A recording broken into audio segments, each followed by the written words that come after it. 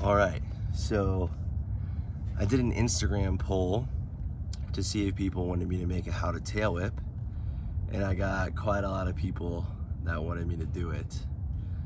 I've never done anything like this before, but I have taught a few people how to tail whip, so that's kind of where this idea came from. And I think every single one of you that watches this is capable of landing a tail whip. So let's get into it. First thing that you're gonna wanna do is you're gonna wanna find a fly out that you are comfortable with, whether this is a regular fly out, a bank fly out that's got good pop. I know there are some people that learn it hop. You're crazy and you're a prodigy. I don't know how some people have done that, but I would recommend finding a really good fly out that you are comfortable with, so that way you have the time to do the tail whip. Before you even start trying it on a fly out, I would recommend just either going on your back like this,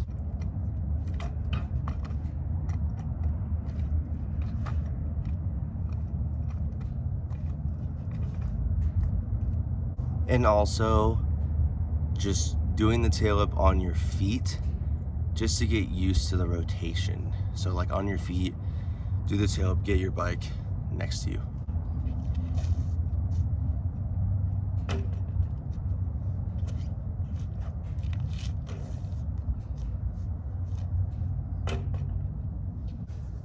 After you're pretty comfortable doing that, start trying it on the fly out. So the same thing that you kind of do on your back and on your feet, same thing with the fly out. Just kick the bike. Some people don't kick it, some people use their arms, but get that rotation around. I'm not really worried about landing it just yet. I'm just worried about you getting comfortable doing the actual rotation of the tail whip out of the fly out first. So a tail whip is not a full circular rotation, right? It's kind of like an oval. So let me back up. So you do the tail whip and you kind of come underneath you, right? It's not that. You're gonna kick the tail up and keep that rotation tight. You want it to be as close to your body as possible, as close as you can, right? You don't want to be, right, tight, compact underneath you. And you're gonna want to swoop the bike into your feet. Once you're pretty comfortable with just getting the rotation around and getting the bike next to you, now we're gonna get into body positioning, because this is the most important part of the tail whip in my opinion. So you want to stay lean forward, right? You want to keep your chest over the stem the entire time that you tail whip. If you're leaned too far back, you're gonna tail whip like this.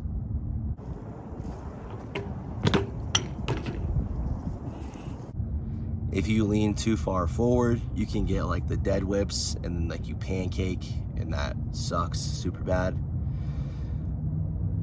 Or you're just not fully committing and you're doing that thing where your bike is way out here. And I'll show you what that looks like as well. So like I said, main thing, chest over your stem, right? You want to be directly over the stem. You want to be in this good position here, chest over the stem, where you feel comfy, like your bike is not going to go anywhere, and that will help keep the bike close to you when you do a tail whip. Like I said, if you're leaning too far back, you're going to get, and you're going to break wheels, break spokes. If you are not leaned forward enough over your stem and you're doing this kind of stuff where your arms are too far out, you're gonna try to go get your bike, right? tail whip's never gonna work that way because you're gonna keep landing them like this. And you're never gonna be able to keep the bike right underneath you and not be too far back to where your bike is up here, or not too far forward to where you're tail whipping like this, right? Chest stays over the stem. Now, another big tip that I don't feel like I hear people talk about enough when learning tail whips is the rotation with your arms should never stop, right? So I watched a couple how-tos to try to like find a base for what I wanted to say. I didn't really hear anybody talk about this. Colin kind of touched on it a little bit, but you don't ever stop the tail whip, right? Your front foot stops the tail whip, or if you're goofy footed, your back foot, doesn't matter. Which foot is gonna catch the bike first is the foot that we are worried about here, right? The tail whip never stops. The foot stops the whip, right? It's not some people can do it that way and it looks swaggy, but this here will make your life so much easier. Do not stop tail whipping, right? Keep it going. The front foot stops the tail whip every single time.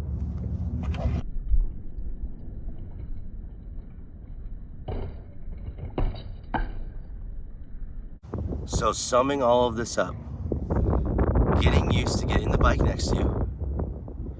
Next would be keeping the correct body position, chest over the stem, so you're in a neutral position where you're leveled out nicely.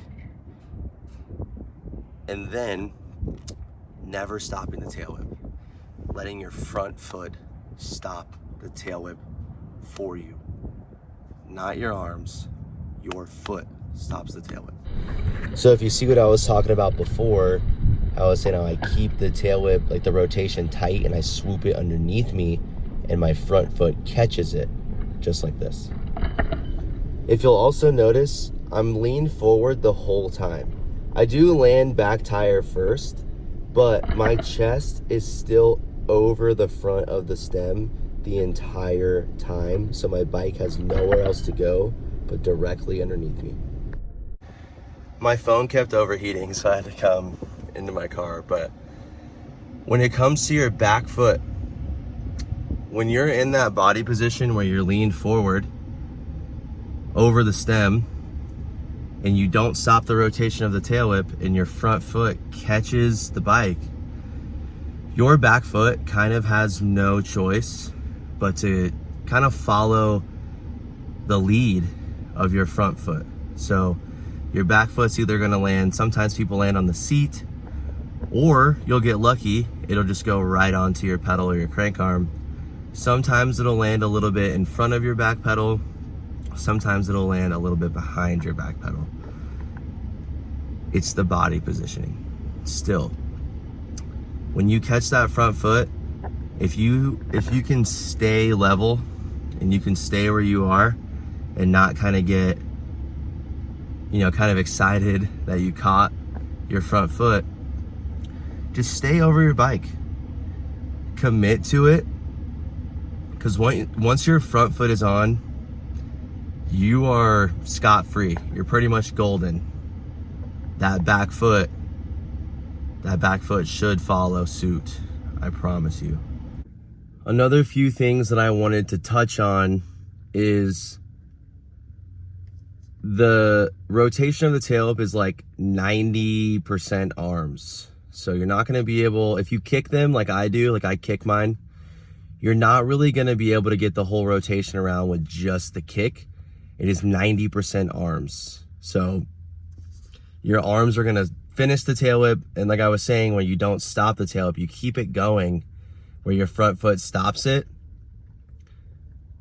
it is 90% in your arms. It really, the initial kick, if you do kick your tail whips, is not going to do the tail whip for you.